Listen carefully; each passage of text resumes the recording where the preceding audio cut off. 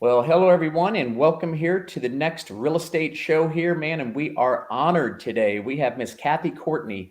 You guys, she's been in the industry for well over 30 years, does some serious volume. We're talking 20, 25, 30 million in volume, has built a team, has done so many things that so many agents probably would love to do, Kathy. So I can't wait for them to hear from you.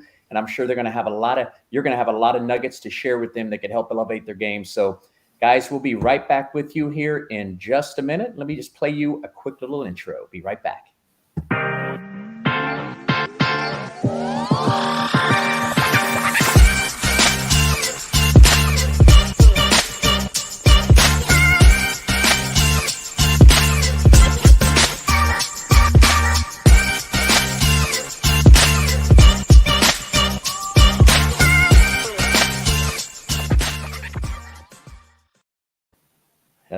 Hello, Kathy. How are you doing today? I'm doing great, Sean. It's a beautiful day here in Reno, Nevada.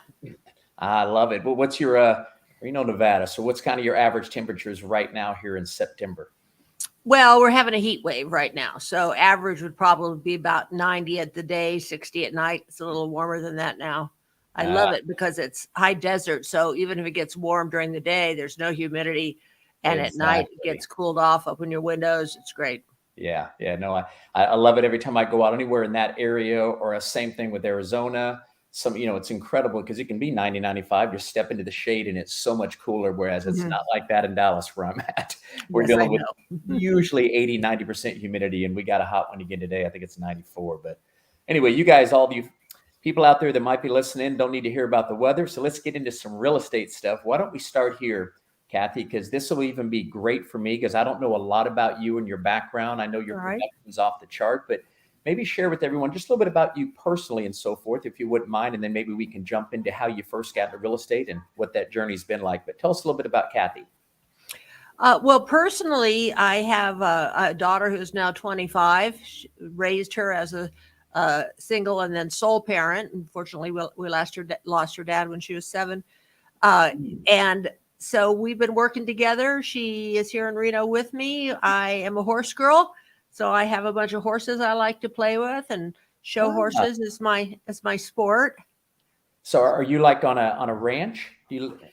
Well, in out west, we call it, if you have a little bit of property, a ranch. So that's what they call my place, the ranch. But just I have kind of a horse spa. So if you're a horse girl, and you come into Reno, look me up, man. We'll have some fun. Nice big indoor riding arena, things like that. Well, that is awesome. And so, man, this goes back 30 plus years ago. If you can remember back then, was your very first profession getting into real estate, or what were you doing before that, and what prompted you to get into real estate? Do you really want to hear this? I do. I'm all ears. You've been doing this a long time and doing extremely good for agents out there, guys. I work with a bunch of agents all over the country, and Kathy and I, before we jumped on, I was just saying, any agent that I know that does over 20 million, most of us all are in awe to look up to someone like you going, how in the world did you get there? So before we even jump into that, I'm just wanting to know kind of who you are, what got you into real estate, and what's this journey been like? Because obviously it had to have gone up to get to this point. Okay.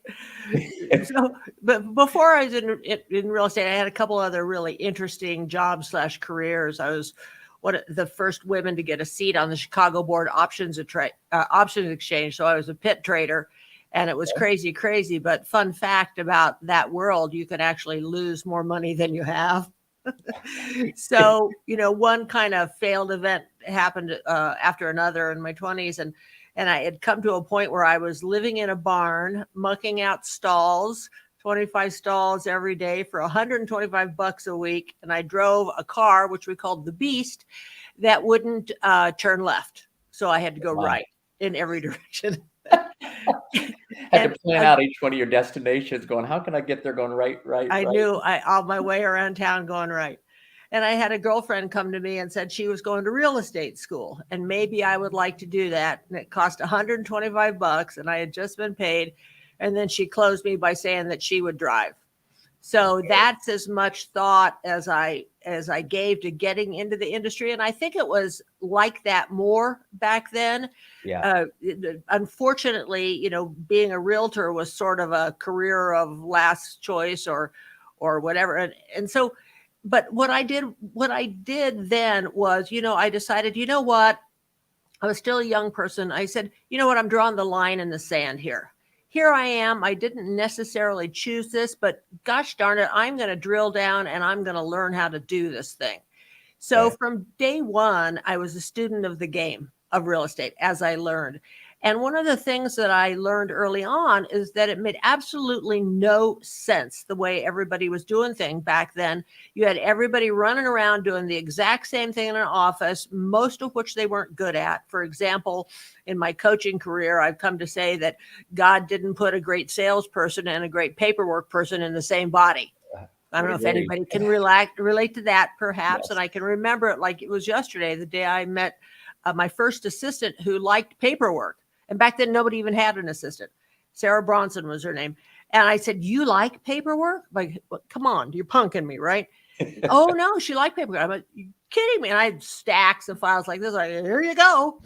And so that led me on to a journey to learn how to build a team and to learn how to build a business in the business of real estate. I was fortunate to be a speaker with a guy back in the 90s, Joe Stump, by referral only. Brian Buffini was a speaker then too. And that led me into building up my business in the 90s to about 200 transactions a year and building a team and having buyer's agents when no one had really heard of that. So I only mention this because I'm so happy and thrilled, and especially at EXP, to see now the people getting into the industry with intention, with a business plan as business people. And one of the most delightful things that I've discovered in my last year and change with EXP is the level of entrepreneurship. The profile of the professional realtor has changed so dramatically over the years, and it does my heart good. People are really building businesses in the business of real estate, and I'm really happy with where the industry is and where it's going. Yeah, no, that is great. So let's go back a little bit right now, because there could be agents on here that are maybe just getting into the industry, and people, you kind of mentioned about training and coaching and all that, and maybe someone that gets in, let's just say they could not afford to get a coach, and maybe they're not on a team to begin with, and they're trying to just jump into this themselves.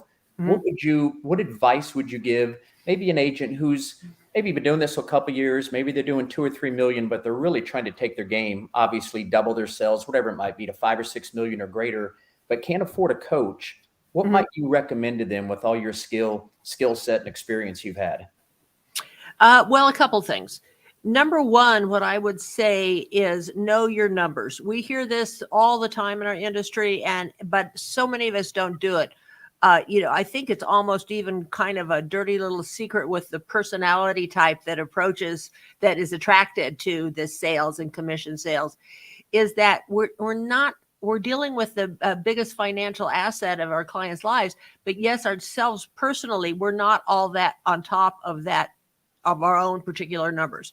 So the numbers you need to know are, what does it really cost you per month to live? And go back last month and add it up. Don't take a guess. What does it really cost you to run your business? Where are you spending your money? Real numbers, don't kid yourself. What's the average sale price in your area? What is your average sale price? And then once you know those numbers, you can put together a roadmap of yourself. So if you say, and then if you were working with me, we would help you to really determine a number in terms of income that you wanted to make for the year, and not just a PFA, pluck from air number, but really based on what? How much do you need to live? How much are your expenses? How much are you going to save on a monthly, And then we're going to add up, and then your taxes. Don't forget your taxes, ladies and gentlemen. And then our taxes, and then we're going to have a real goal for you to shoot up in terms of income. And so how many units does that mean you need to do? How many units per month? How many leads do you need to get there? And then where are you compared to what you want to be? That's the main thing. And I'm glad to help with people with that too. I've done it for years. I'm very happy to help. Yeah. The other thing that I would say is watch out for SOS. SOS is what I'm calling shiny object syndrome. Okay. How many of you out there get less than 100 emails a day for this system, that system, this free, that free, this is going to be $49 a month. And you spend your day going nuts about shouldn't I? Once you have clarity on what bite you want to take of the apple right now, what is the piece you need to learn? Maybe it's, you need to dial up the volume knob on your lead generation. Then you can drill down and find the answer to the specific question that you have at this point in time, and then move on to the next question and see if there's a resource to help to get you answers. No, that's awesome. So if I was joining your team, let's just say I was a new agent, maybe I had a year experience, and maybe my first year I did 7 or 8 home sales, excuse me. And I'm obviously trying to take this to a whole nother level. And I teamed up with you. What would make, obviously doing all those numbers, kind of starting with the end in mind, breaking it backwards. I love all that. But from a marketing perspective, lead gen and so forth, again, if I didn't have the funds to necessarily buy additional leads and so forth, what would you recommend, or what would you even do with me, or what would you recommend that I do to help take my game again, maybe from 2 million to 4 to 5 million? And Sean too, if for all of our EXP attendees watching this, I'm teaching a class, and the world is to increase your bottom line and quality of life through referrals. So I would say, jump on there or get someone to give you a pass so you can go on there. But, Sean, with the shiny object syndrome, there's so much to do that we forget about the basics. This is really, especially in a shifting market, get down to the basics. So a referred client is always your highest quality client because they're most likely to listen to you. They already have a certain level of trust that you don't need to work, spend as much time in building. And it's going to be your lowest cost per acquisition leads. So as someone if it's day 1 or if it's day 368 or 700 and whatever, let's drill down and see what we've got for a database. And it's very simple numbers. And so step number 1 is add people to your database. I mean, they say that if we were to die, you would have 200 people show up at our funeral. That's the average number. I don't know who they is or where that number came from, but I've heard it for years. So let's say that. So that means that 200 people. Well, who are they? Let's get them in the database, right? And then let's start communicating via email, snail mail, telephone calls, having a cup of coffee. And that is not an expensive proposition, right? And it's not about asking your friends, who's the next person who wants to buy or sell a piece of real estate, right? It's about building relationship with your friends and letting them know. I mean, you have an obligation. Let me just rephrase this. Okay. Think of the worst realtor you've ever interacted with. I mean, the person was a train wreck from beginning to end. Think of that. Get that person in your mind. All right. Okay. Now imagine your friend from soccer is not aware of what you do and that of your skill set, and they just wander off because you did not take the time to educate them. Okay. And they wander off and work with that realtor that you just thought of. And they get tortured to within an inch of their life before the deal falls apart. Okay. Whose fault is that? Yeah, yours, of course. Exactly. Yeah. So it's about, articulating your value to your friends so that they see you. I mean, Sean, I don't know if anybody out there has ever, driven home and had a for sale sign at the house next door. Nothing hurts quite that much, right? But it's not your neighbor's fault. It's yours. Yeah. Because you didn't do your job, which is to make people aware of your profession and your skill set. I love you bringing that up. When I think back about the biggest producers that I get to work with on a weekly basis that are doing this crazy 20 million and greater, every one of them come back to what you're talking about right now. It's all about taking your current database and you're just continuing to build up those relationships, work with those that and just love on them, right? And just share with them, give them knowledge, obviously let them know that you're there, get them in some kind of a constant communication campaign, whether it's a drip campaign, whether it's drop-offs, whatever. Anyway, this whole referral business is so interesting to say that would be your very first thing to go to, is to reach out to everyone you know. And I'm sure in your class that you teach, you give them all the different examples and ways you can reach out and communicate. I'm assuming, is that? Yes. your class. Yeah. Wonderful. And until you have that down, or until you have a good handle on it, there is no need for shiny objects. Yeah. Open houses are a good way to start out when you're starting out, that are free. But in terms of you really working on, you always need a pillar of cold leads, right, in order to grow your business. So yes, that exists. There's a variety of ways you could get them. Maybe you're working on a team, but we forget the foundation of our business is going to be our warm business, our previous clients, the referrals that we get, friends, family, neighbors, that sort of thing. That's job number one before we go looking for the shiny objects. Okay. Well, wonderful. Well, I don't know if you already know when that class is coming up, but if for some reason, do you already have that scheduled of when you're going to be doing that training? Okay. I do. It's on my calendar. It's sometime next month. I don't know. Well, why don't we do this? If you want to pull it up, great. If not, you guys feel free to hit up Kathy Courtney online, right? I'm sure you're available on all the social media platforms. Reach out to her. And again, she can give you a free pass to attend that training course. Yeah. To hear, how is this lady doing 30 million plus? I think I'd be all open ears and eyes to pay close attention to what you're doing. So and thank you for that. The next class is Tuesday, September 27th at 9 a.m. in the Icon Hall in the World. Love it.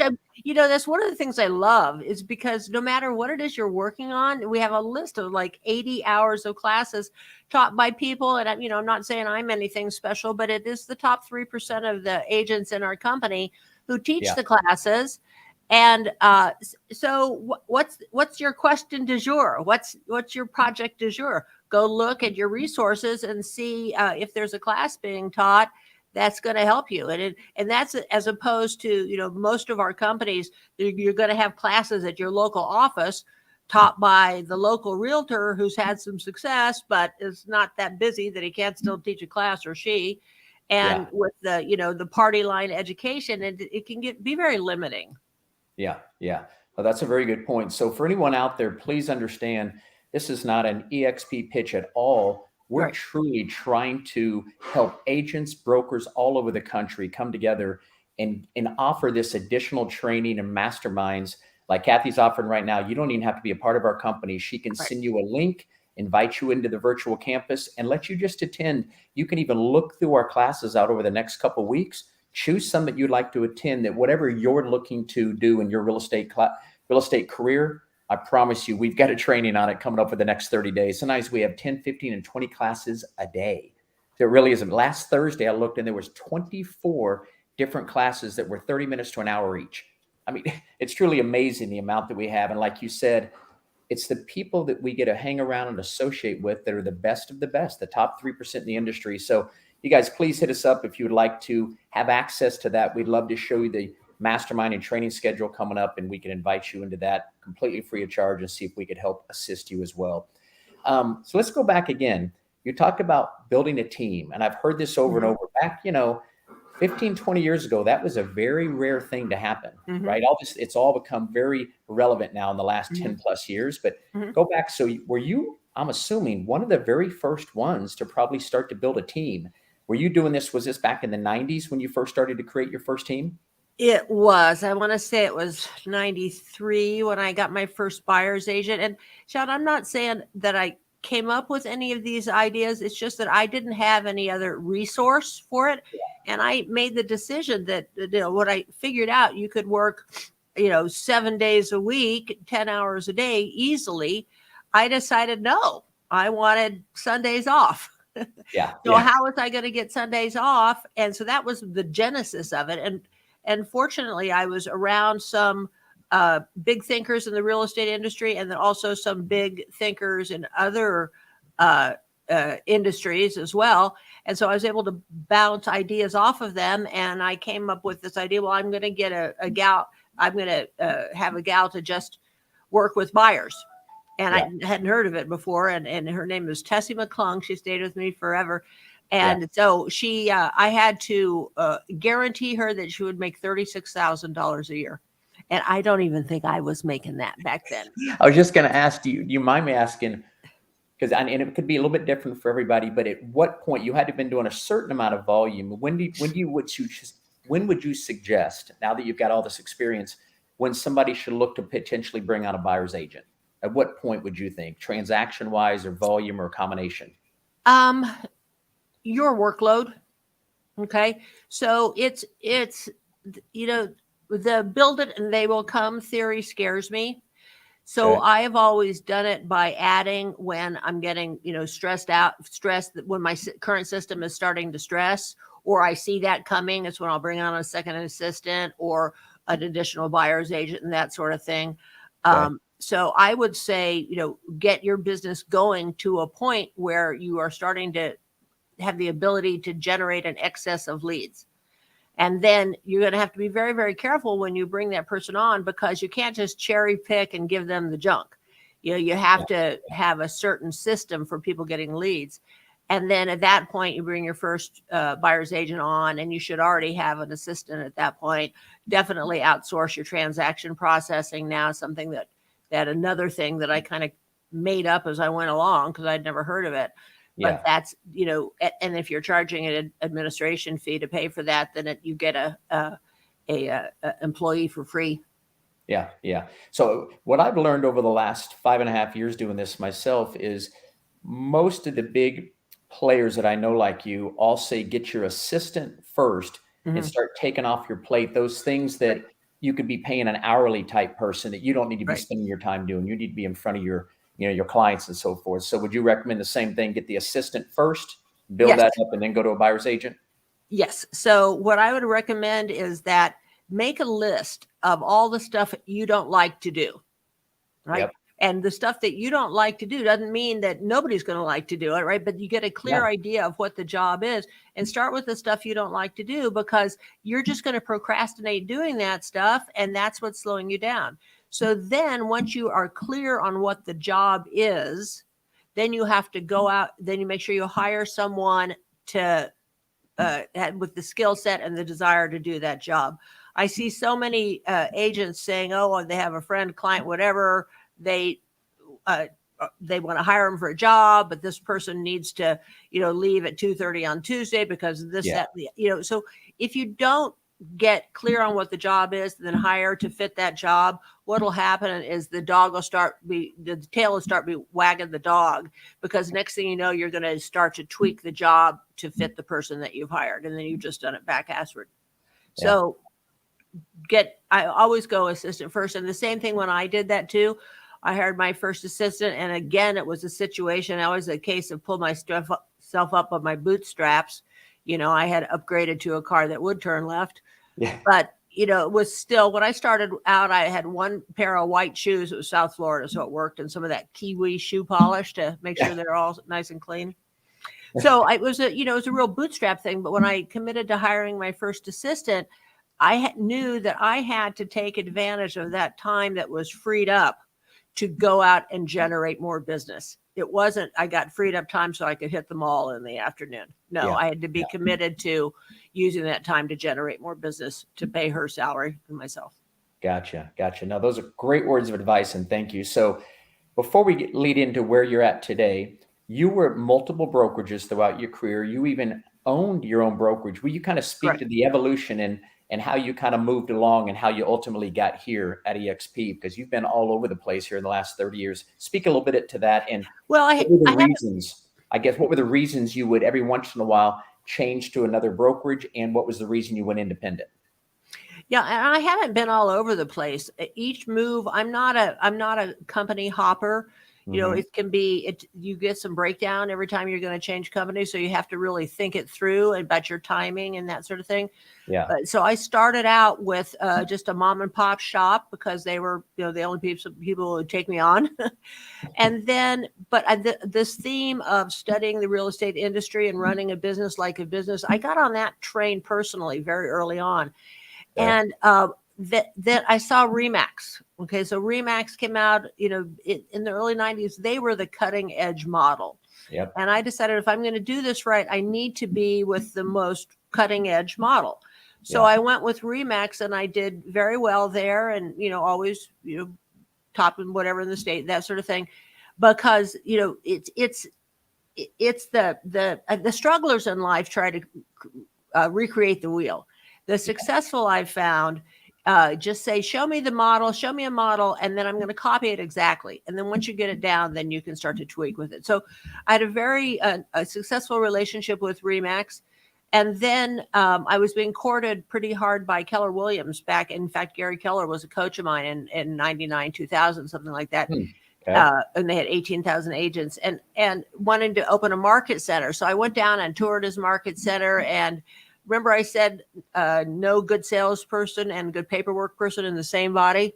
Yeah. Well, I took a look at the paperwork to open a market center. I said, no, that's a no. Yeah. But what I did instead is I copied exactly Gary's market center after I had toured in Austin. Sorry, Gary. And I copied it exactly in West Palm Beach, Florida, the layout and structure and that sort of thing. And I opened my own brokerage. And then come like 2004-ish, Keller Williams came back wanting to open a market center. But by then, the kinks were worked out, and Keller Williams was the cutting edge model in real estate. So I made that change and sold my brokerage to them and made that change. And so there's a book that Keller Williams says called the Red Book back, I was involved in all of that when they were doing the mastermind. So, I really, bled Keller KW and was with them for a long time. I worked personally with Gary on a project in the mid 2000s and commuting to Austin to do it. So love the company, love what they do, love the culture, love their education values. It just came time about the beginning of 2021. I was feeling kind of stagnant, kind of stale, kind of like I needed a new breath. And I had seen EXP before and chosen to take a pass. There were still some bumps going on. So I came back and again studied it. Okay. Studied the model. And what I've come to find out is that they've kind of flipped the traditional real estate model on its head. After being in business 33 years, one could be a dinosaur, right? Yeah. And that happens if you don't stay up to speed on the most current cutting edge stuff that's happening in our industry and study the industry. And I like to think of myself as that, as opposed to, someone with just, I haven't just been around doing the same thing. Okay. Yeah. So once I understood what was happening with EXP, and I was just like, boom, really? Yeah. Really? And I did my studying and I said, okay, I'm making the decision. And so I chose, I researched and found a person to be my sponsor who I thought could most, help me in the transition and in terms of education. And it has been just so I made it was April of 21. I made the change, and it's been a wild and crazy ride, man. It's the best decision I've made in my career. Yeah. And if you were to speak just from a high level, what was it, the main things that I think pulled you this way? I mean, obviously 30 years experience, you could go anywhere, you could go back to an independent, do anything you want. Why in the world would you come team up with another brokerage, where you might, if you were an independent, you were at 100%. Here you come over to an 80-20 split with a $16,000 cap. So why in the world would someone do that? Why is somebody with your caliber, would you come to EXP? If you just spoke from a high level, what were the things that really pulled you over here? Well, number one, if you're if you're your own broker, I would say let's chat, because your expenses are probably 120% of what you're making. I mean, so many brokers find out it's very, very expensive to do that. Yeah. There was a cap at Keller Williams as well. But, for me, I really liked the fact that here was a company that gave you ownership. We are all owners of the company. I am a fan of multiple pillars of income. Here I have an opportunity if I want to take advantage of that for it. And I have the ability for my team also to take advantage of this, for my team to have multiple pillars of income, for my team to grow, financially. Yeah. So all those things put together really enticed me to study more about the company. And then what I have found since I've been here is that, as I mentioned before, it's a very, not everyone, I'm sure, but a lot of people are very out of the box thinkers, entrepreneurial, And my vision has been expanded exponentially just by the people that I've been able to surround myself with. And it's all mainly virtual, right? Yeah. So the people that I've been able to surround myself, and people like you that I get to meet and get inspired by. Oh, well, I appreciate that. Added bonus. I didn't know I was going to get to meet Sean Sturrock when I decided to come, you but are now too I'm happy. sweet. Well, I am definitely looking up to you, young lady. I do not do that kind of volume. I've done very well with what I'm doing over here, but you're at a whole nother level. So thank you for even doing this with us today. So you had kind of talked about, obviously you made the transition here in the last year and a half or so. Was there anything right prior to making the move where you felt kind of stuck? And by coming over to EXP, it solved that. Is there anything, whether it's big picture or even down to the minute details of something you might have felt stuck in, and when you came over to EXP, it was resolved? Well, yeah, as I mentioned, that's why I made the change. It was kind of it was on a hamster wheel of repetition. It was kind of Groundhog Day for me. Every day, Groundhog Day, and just up, do the drill, go home, and at the end of the day, what I have to show for my efforts, it was just the net income of my personal production. And I've been doing that for year after year after year. And I think as realtors, we need to get out of denial, because it's really easy for us to think the answer is to do more deals, or I'm going to get my tax bill paid, or that credit card bill I ran up paid with the next big closing. There's always the carrot in front of you that you can have it. But it doesn't, it's a hamster wheel. The hamster wheel only gets bigger. And so I was just feeling very, sluggish about my business. And, there was nothing wrong with the business. Would have gone on, but it was just, getting to be a grind. So I wanted a breath of fresh air and a new bunch of ideas to pick and choose from, and new relationships and people to associate with nationally. And so, and that has what has happened to me since I've been here. It feels wonderful. Yeah, I love how you just spoke to that. I speak to it just to kind of add to that in a little bit different way, but similar at the same time. So many people I've spoken to like you that are veterans, even whether it's 10 plus years in the industry, and they all kind of say the same thing. A lot of them, every January you start over, right? And again, it's what we've all done. I get it, for decades and decades, but I've seen and heard so many stories of people who made the move over here, and it was like a breath of fresh air. All of a sudden they got revived and had that same energy and pizzazz they had when they first got their license, and they were so excited about the industry. And you kind of spoke to, you felt stagnant. You're just going through the routine, even though you're doing great volume. You just maybe didn't wake up inspired and really could see where was this going. It was just day in and day out, year in and year out. A lot of people come over here, and because of the multiple streams, and you have a way to start getting set up for retirement, it's all of a sudden like this new energy comes through. You're like, oh my gosh, if I just go do what I've been doing now for I've done the last 10, 15, 20 plus years, and come over here, and even 5 years down the road, you can look up and have options that were never available to you in real estate. And so guys, again, if that intrigues you, what we're talking about is the ability for you to do exactly what you're doing, selling houses, but you'll get a second income stream that can start to help you set up a potential retirement, maybe a potential exit plan. Or Kathy, here's a way I like to say it is, big producing agents like yourself can look up and whether that's 2, 3, 4, 5 years down the road, if you'd like to pull back the throttle on your personal production, start to buy more of your time back, and you start to give out some of your personal to other agents on your team. Maybe you're doing a 25-75 split, but you just start to buy your time back. Why?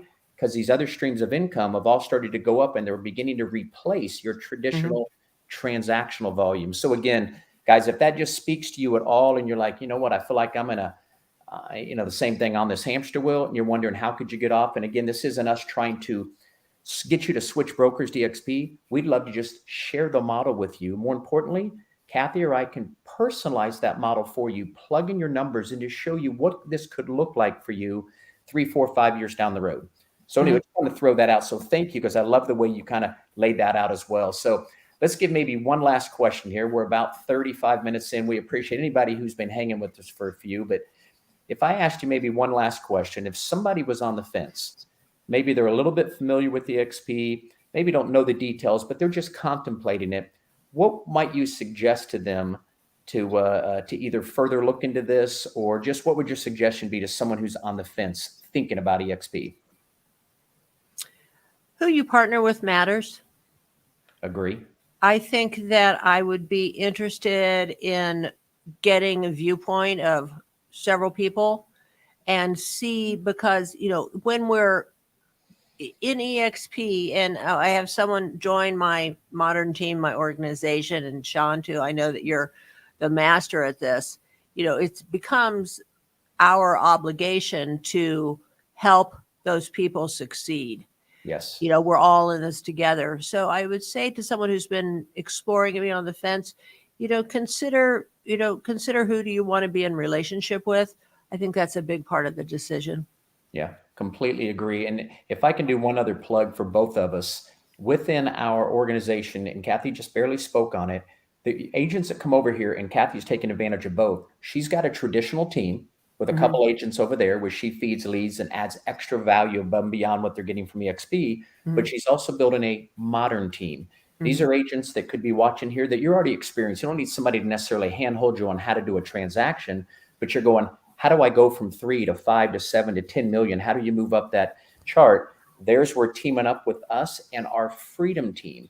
So we have agents like Kathy, you guys, we get together every single week. We have masterminds Monday through Thursday where we can help elevate your game, and you'd be rubbing shoulders with people like Kathy who have been in this industry for decades that do tremendous amounts of volume, and everybody's opened up like their book of business and how they're doing this, and they're willing to share their listing presentations, everything. Why again? Because we're all shareholders, right? So, anyway, it's been phenomenal. I sincerely appreciate you spending a few minutes with us today. I got a lot of value from this. I hope a bunch of folks that were watching do. You guys feel free to reach out to either one of us. We'd love to help you at least share more information if you have an interest or intrigue about what we're doing over here. Other than that, Kathy, thank you. Thank you again for your time. Thanks, Sean. It's been a pleasure.